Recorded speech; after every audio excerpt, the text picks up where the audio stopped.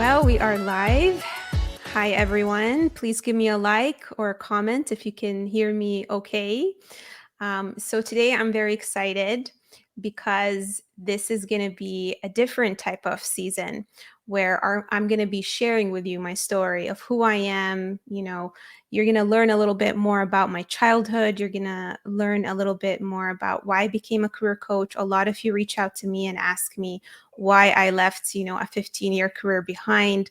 A lot of you reach out to me wondering how I figured out what my own definition of fulfillment is. So this is going to be part one of a mini series, 3-part series actually.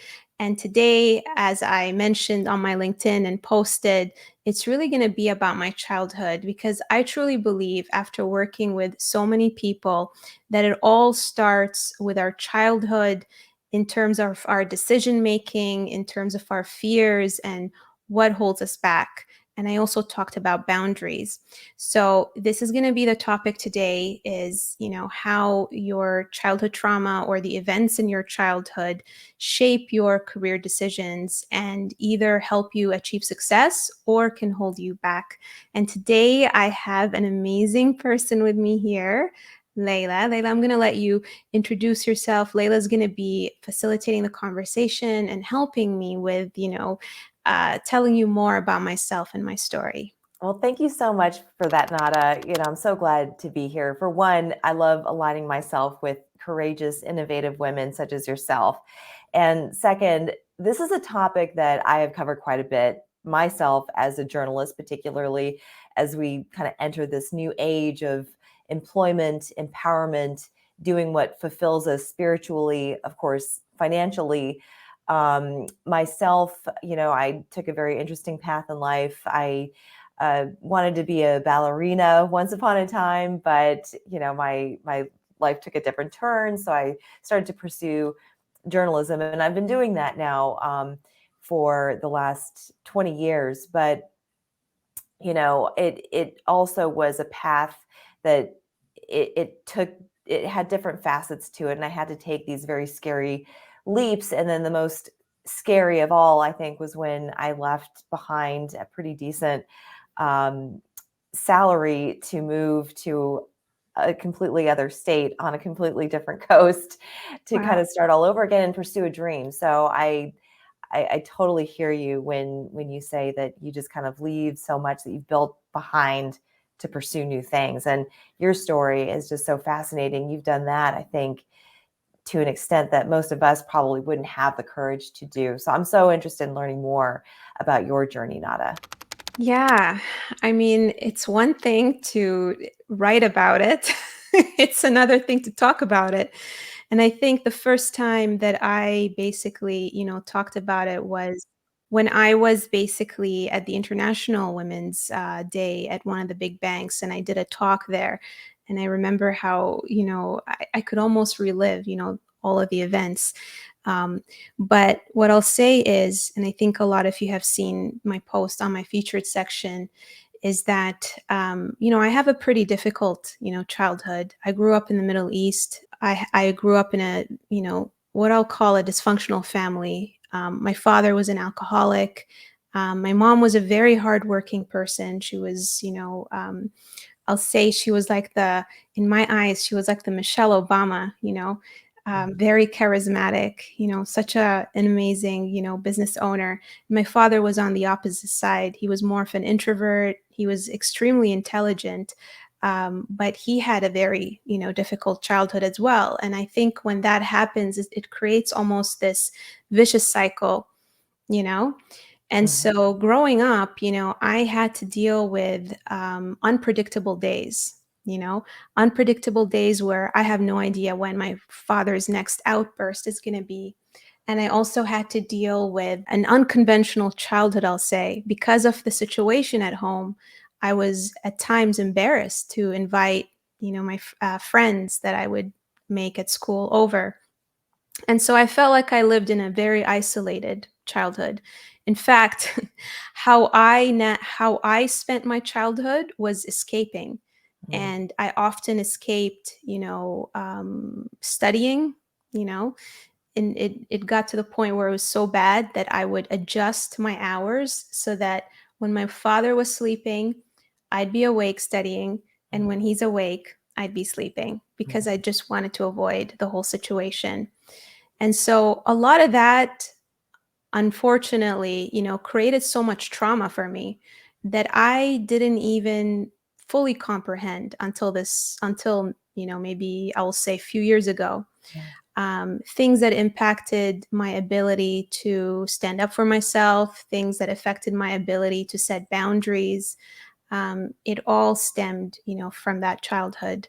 In a way, I don't regret it because when people come to me, I'm in a position where there's nothing for me to judge here because I've seen a lot.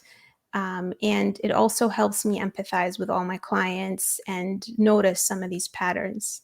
Mhm. Now, when you say the way in which you dealt with your father's alcoholism and his outbursts, and you had to completely change around your schedule, your clock, as it were, in order to avoid those confrontations, here you're escaping a situation rather than confronting it head on. But of course, he's your father. So he is, someone who's in a position of power. He's an adult. He's your father. Um, when would you say that as you move through life, as you got older, that you started finding that you could stand up for yourself? Because I think a lot of people, they never learn that. And it's something that's so deep seated within their psyche and who they are, that they never know quite how to break through that. And then they lash out in other ways through self-destruction. So when was that for you? And how did you do that? Yeah, my goodness. I mean, you're so right because when you're a child and you're in a position where you lack authority, and it's so interesting that I say this because it's parallel to what happens in the workplace, right? When you're an employee and you're not in a position of authority and you're dealing with toxicity, you feel helpless and you're worried that if you speak up, you can get punished. Mhm. And there were moments when I spoke up, and gosh, I mean, I remember when I was maybe, I'll say, 17 years old. Um, my father was, upstairs, and he was calling my sister to come up, and she didn't hear him, and so, he went into his rage and outbursts, and he basically came down to her and punished her Mhm. basically for not hearing him, even Right. though she wasn't doing it intentionally. And me seeing that and me seeing how my father was, yelling at a 9-year old, who's a child, who's helpless, it just did something inside me where I'm just like, enough is enough. And I Mhm. just confronted him. And I remember my mom after the fact was telling me, how can you do that? You could have gotten hurt, et cetera, et cetera. But I didn't care. I decided to stand up for him in my 17-year-old Mhm. teenage hormonal, Yeah, oh, yeah. you know, non-logical, It's almost an way, out-of-body experience. It's out kind of of a body surreal feeling, experience. right? Yeah. I felt like I was this little, I don't know, mouse confronting this big bear. Uh-huh. Oh, yeah. And I was just like, you can't, I was just like outright like to him, you can't talk to her like that. I don't ever want you to talk to her this way. And I remember, he lashed out on me, and Mhm. he basically, threw a can of car oil at me and missed. I just ran away basically. Mhm. But there were these pockets of moments where something inside me just, obviously there's this like long pockets where I'm obedient, and I say, oh, you can't do that because if you do, you're going to get punished. Yeah. But then there were these little small situations in my childhood where I wouldn't even think about my own safety because I was so infuriated by Mhm. the injustice. And so I think the big pivotal moment for me, which I was building up to, Mhm. was actually leaving my country. And I did not I was not able to do that because I was the under the age of 18. And I remember very, very close to the end, minutes, days. My dad and I would get into these fights where he would withhold my passport, knowing that I had all of my hopes and dreams into leaving and bettering my life and getting my education. And I used to journal as a child, Mhm. about how one day I'm going to be free and one day I'm going to escape and one day I'm going to be in a country where women, would be treated equally, where women, can't be forced into either a marriage with their husband or be under the roof with their father and get their permission to do important things in their lives, Mhm. right? Mhm. Such as travel. Yeah. Um, so, you know, I think the beginning of that was when I left. Mhm. You always had a fire inside of you, it sounds like. You Yes. know, the guts that it took to stand up to your father when you actually did means that there was always a flame that was just waiting to be brought out. And how did you manage to arrange your escape, if you will? So when you decided, this is it, I have to leave. First of all, I'm curious as to how old you were at that time and how long did it take you to get all your ducks in order to then make that leap? Because it sounds like you had open conversations. If your father was withholding your passport, there was conversation that one day you would be out of the house. I honestly feel that every person needs a rock in their life, and it's not possible to escape, so be it, or have hope, let's say, unless you have that rock. And the irony of it, I mean, the way I see it, my mom got into, my the relationship with my father. I almost feel it was out of, lack of choice because she was in a family where it was very conservative and she saw my father as also an escape and freedom and better option. But sadly, you know, it wasn't really, a better option. Mhm. And so she was aware the entire time that I could have a better life. Mhm. And she was always supportive of me. She, invested in my education. I went to a private school in order for me to speak English very well and be bilingual. My the two languages that I know are Arabic and English. Oh, And the reason I speak English so well is because my mom, invested in me to go to this private school to the point where we, were buying clothes from the thrift store in order for us to go into the private school a lot because of my mom sacrifices. knew that was my ticket out. That's pretty profound because in the somewhat cursory knowledge that I have of those cultures, the mother, the women in the family, they follow suit. They follow whatever traditions have been put in place. And they never go against the grain of that tradition or against what their husbands or other men have to say in the family. So she saw herself, I think, in you as well. You know, 100%. she right. So she saw what oppression looks like, and she knew she wanted something better for her daughter. And so by putting all of those sacrifices in place and making sure that you got the education that you needed to realize a life beyond your upbringing is truly profound and incredibly courageous as well. So I think it sounds like you get a lot of your courage from your mom. Absolutely. You're right when you say that, my mom, in a way, she has lived through me. And she says this to me, to this day when we talk and we chat. She says, my goodness, I know that I'm strong and I've been through a lot, but I don't know how you do it. I don't know how you are able to be in a different country by yourself without a single, immediate family member or even relative for that matter.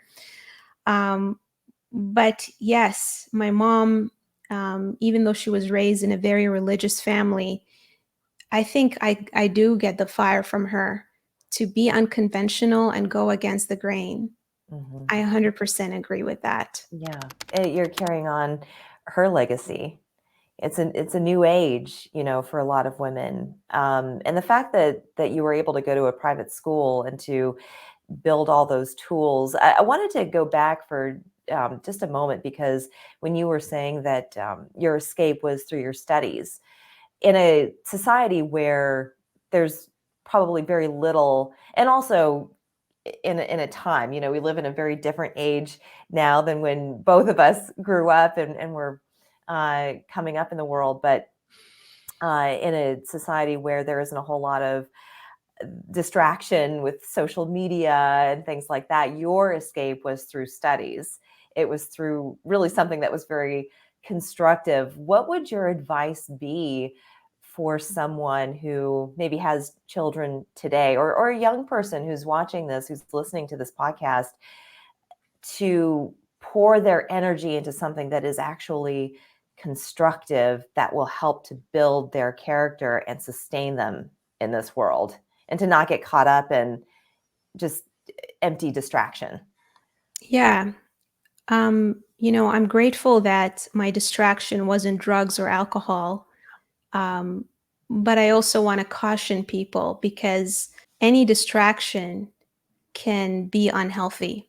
Mm. And I think when I adopted that distraction of studying and working hard and defining my success by how hard I worked and that I'm a good person if I worked hard, I paid a lot for that because it's that avoidance and distraction is what kept me in a career that I didn't absolutely love for 15 years. It Mm. came all the way from my childhood. I was used to escaping and not confronting the root cause of what is taking me on this path.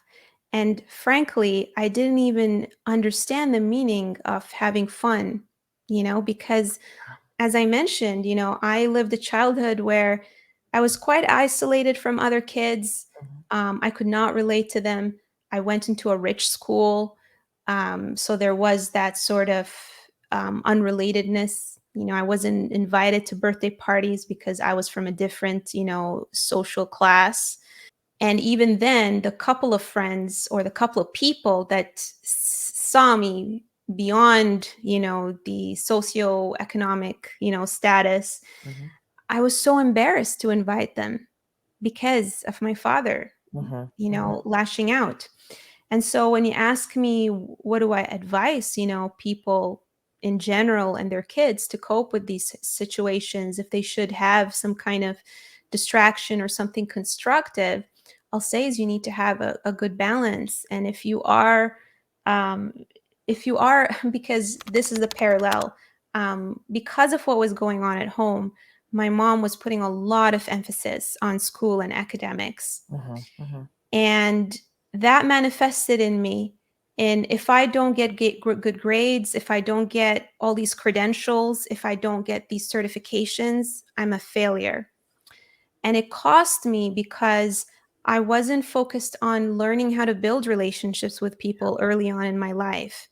And you know what? In the workplace, if you don't know how to build relationships with people and you're too introverted and you're too shy to talk to people and ask for help, Oh it's yeah. going to be very difficult for you to move up the ladder. Mhm. And so, my advice is, let your kids experience life. Their their success is not defined by how good their grades are. There are so many successful people who didn't even finish school. Mhm. And let them tap and Sure. experiment with things and feel things so that they know what they enjoy and what they don't, instead of being numb. Yeah. Yeah, we're hearing that a lot these days, because of also the cost of going to college is very prohibitive for many people. And, sometimes when you think that's your only path, either you get discouraged and you don't go, or you ignore some of these other opportunities, these other options of going to a trade school, learning something that you might actually have a passion for and be good at. So I think we're also kind of seeing a shift these days as well. But you had mentioned that your clientele, which many of them have an immigrant background, that they're always trying to prove themselves. So it kind of comes up from that childhood experience of always striving to be the best, get the best grades, like you say, getting all the credentials that you can possibly get. And then once you come to a new country, into a new society, that never leaves you. So you're always doing that. And how would you say that either that was a hindrance for you as you pursued a career, and how may it have helped, or did it help? I think it's a double-edged sword. I think statistically speaking, in order to immigrate, you have to be at the top 5% or 10% in your own society. Um, this is why there is a scoring system, because countries will tend to favor people who are more far along than others, in order to let them into the country. There needs to be some kind of benefit that immigrants need to bring in for them to be allowed in, unless, they fit another class like refugee status or other, types of categories. Mhm. Um, because you're already, put into this position where you have to prove yourself in order to be accepted, you know, you get into this mode where it can turn into an obsession almost, where it's always like, what's the next thing I need to do? What's the next thing? You feel like you're not enough because of that. And that is not a healthy way to live. Yeah. When it gets to the point where it turns into an obsession, I mean, you end up doing it for other people instead of yourself. And it really should be for yourself. You got to just do things because you're happy, not because you want to please others, or you want to get a certain status, or you want people to see that you're making six figures, or to see that you have, a particular title. Mhm. What is the point of waking up in the morning with a six-figure salary if you're miserable inside? And I'll tell you something, that's the position that I was. Yeah. When I got to the point where I was on a $1 billion project, that was my dream. I wanted to be on a $1 billion project, and I wanted to be the lead of the entire program. Wow. And I achieved that. I achieved that. It's incredible. And I was, in Minnesota, looking outside of the window of my hotel room, and I felt empty. I said, great, I got that. I got the six-figure salary. I'm on a $1 million program, Mhm. but I hate everything I do. Wow. Wow. So how did you get through that? Because you are achieving things that you wanted, but then to feel like, it just is meaningless. eh, that must have been a huge um, blow to the gut to have that feeling. It was. So And what did you do to get over that? And from that day forward, what was your intention? what I did was, in a strange way, the same thing I did that got me to where I was. I tapped into that fire and the strength of leaving a situation and going against the grain. Everyone out there wants the same things of, making a ton of money and having the status. And I said, for once, I'm going to do something different, Mhm. because at the end of the day, none of this matters. And so eventually that led to me quitting over text. Not that Mhm. I recommend that, Wow. but that is the best That I takes could do. guts. That's the best I could do with the tools I had and the support I had. I quit over text, and this is why I'm so passionate about working with people who are burnt out or frustrated with their career or have spent so many years in a career, because I never wanted to get to that point that I got where I had to quit over text, you know?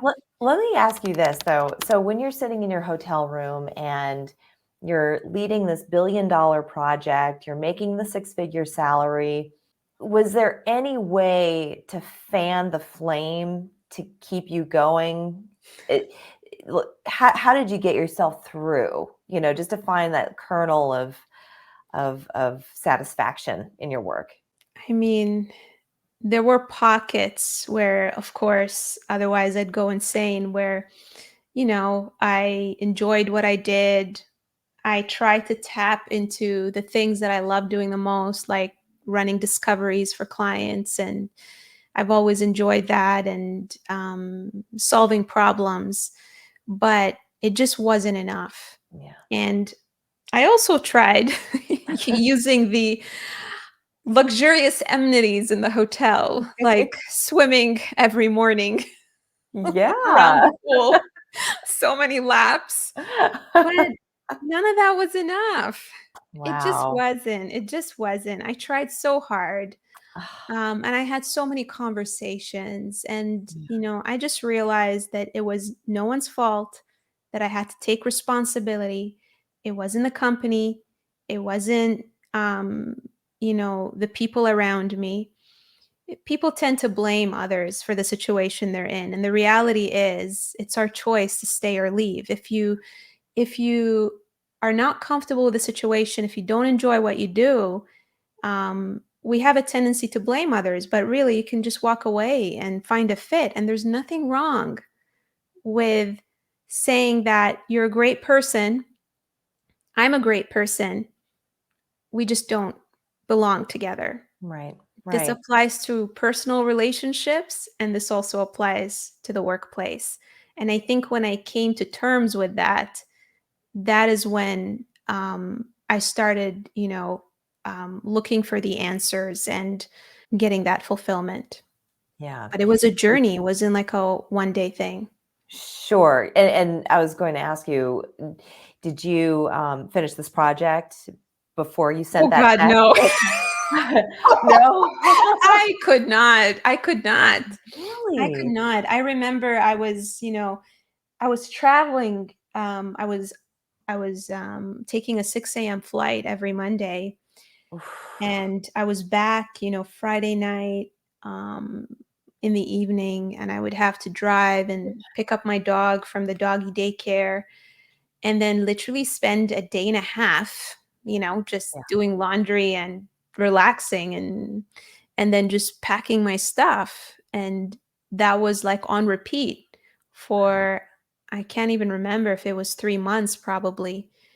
And I remember, Mm. I think it was, um, could have been Monday morning. I decided to change my schedule and fly in Monday morning. And I texted my boss and I said, I was like sitting with my dog and thinking, oh my God, I don't want to leave him. Oh. And I just texted my boss and I said, I'm calling in sick. I can't do this. Oh boy. What was the response? I have to ask. It wasn't pretty, but I managed.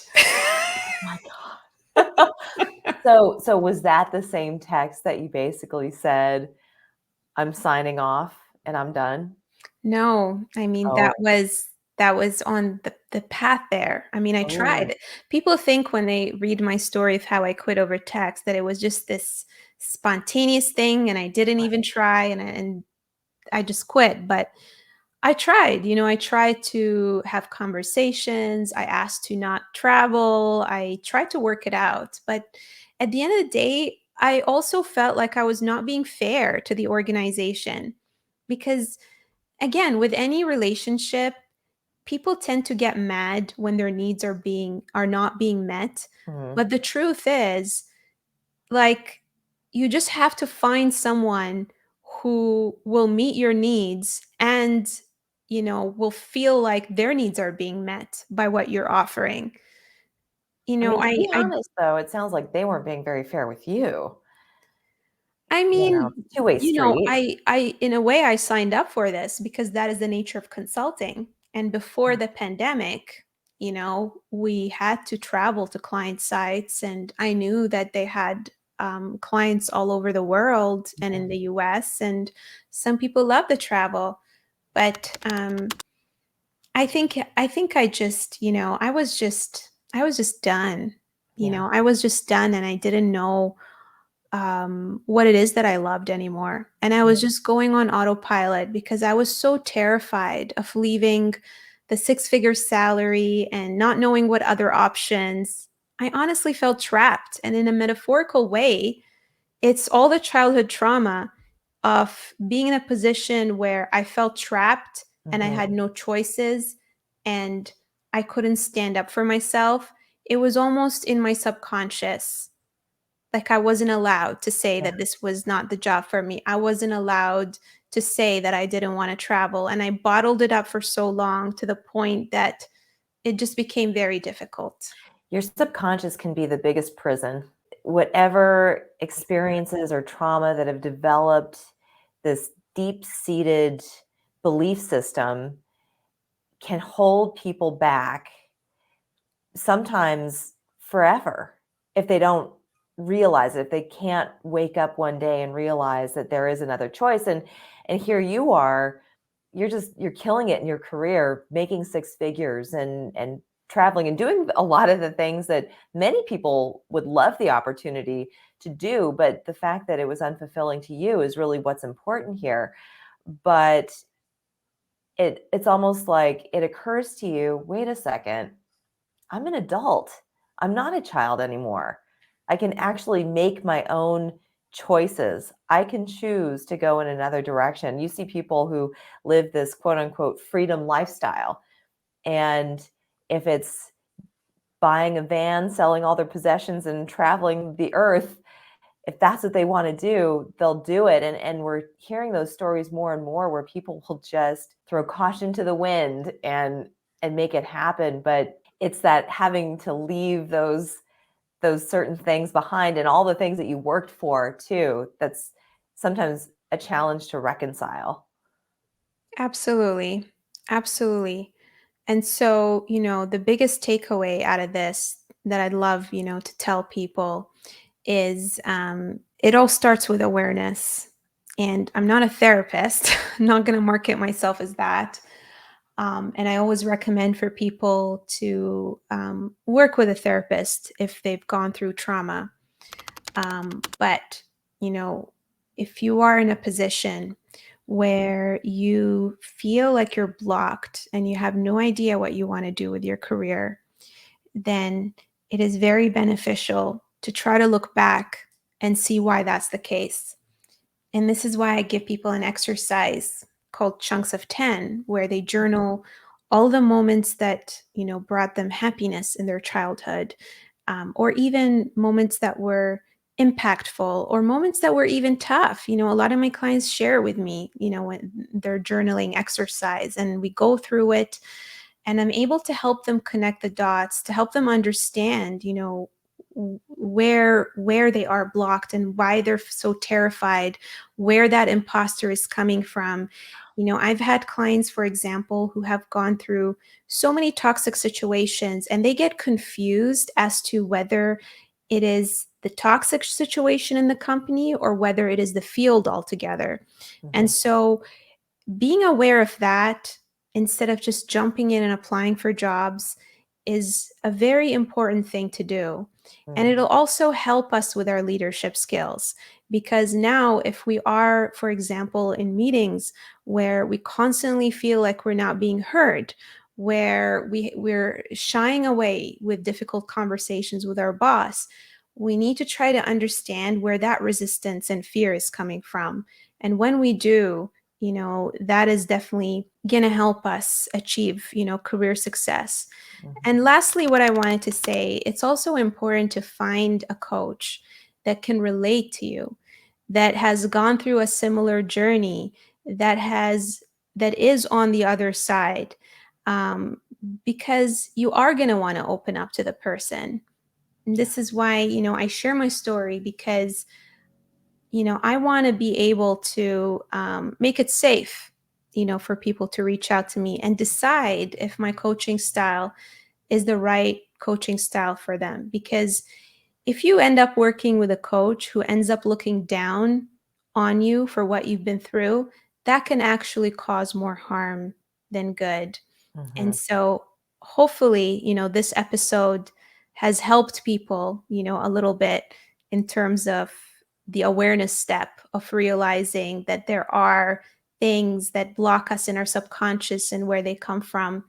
I can't wait. I'm so looking forward to that. Yeah, I just think that your story is such an inspiration for a lot of people who are just too afraid to make that next step in their life. But if they don't, they're going to have all this untapped potential, and here you're living proof that you can make that leap and survive and thrive. Absolutely. Well, thank you so much, Layla, for facilitating, this conversation. Thank you so much, Thank you. everyone, for tuning in and listening to this. Um, Feel free to reach out to me if you have any questions through LinkedIn, through DM. I'm a big fan of creating communities and safe spaces for people who can relate to each other. Thank you so much, everyone, for listening. And I hope you have a fabulous rest of your workday.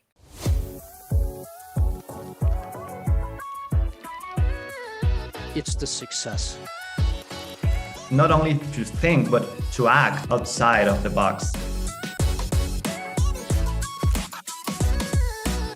You need a coach to help guide you on what your sweet spot is. What you do works, period.